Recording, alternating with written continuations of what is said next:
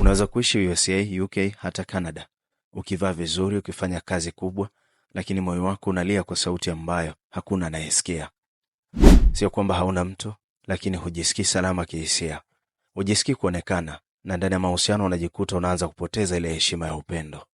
Wewe ni yule yule, lakini mapenzi yamebadilika kimya kimya maishani mwako. Na ninajua, sio rahisi kuongea mambo haya na mtu yeyote kule ulipo. Wengi wanajifanya wanaelewa, lakini hawajui tofauti ya moyo wa Mwafrika na maisha ya Magharibi. Wewe ni Mkongo, Burundi, Mtanzania au Mswahili, lakini unaishi katika dunia isiyoelewa mapenzi ya moyoni mwako. Ndio, mimi ni mtia moyo.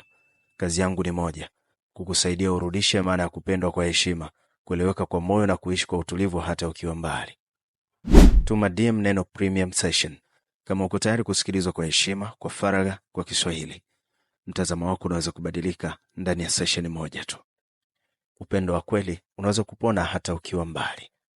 Ili kufanya booking, unaweza kupitia peji zangu zote official_mtiamoyo na kugusa link ama kiunganishi kilichopo pale kwenye profile.